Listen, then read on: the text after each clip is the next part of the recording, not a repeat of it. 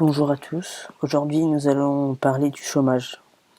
Donc nous allons vous expliquer d'où vient celui-ci et comment d'après certaines théories nous pourrions y remédier. Déjà il faut savoir ce qu'est le taux de chômage. Eh bien c'est un taux qui nous montre sur la population active le taux de personnes sans emploi. Déjà il faut savoir que le chômage est essentiellement structurel, c'est-à-dire qu'il perdure même si la conjoncture économique s'améliore. Beaucoup de gens pensent que ce chômage est à cause des entreprises qui délocalisent pour payer moins d'impôts. Alors que selon l'INSEE, les délocalisations n'ont causé que seulement 0,3% du chômage. Voyons maintenant les autres facteurs. Parmi les facteurs, nous avons le manque de flexibilité du marché, qui fait des fois hésiter les entreprises à créer des emplois, car si elles veulent les supprimer par la suite, cela peut leur coûter cher.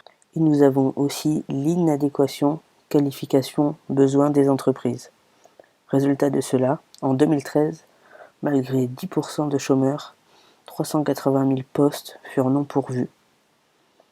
Mais il ne faut pas oublier que le chômage est conjoncturel.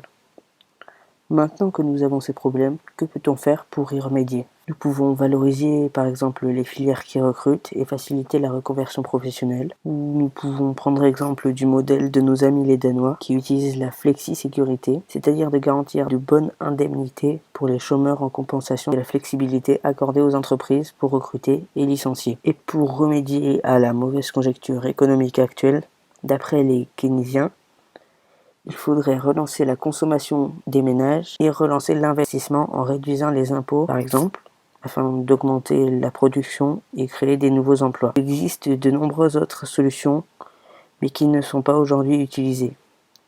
S'il existe des remèdes miracles contre le chômage, elles ne donnent pas de réponse complète à ce problème, car celui-ci est très complexe et très variable. Merci de m'avoir écouté.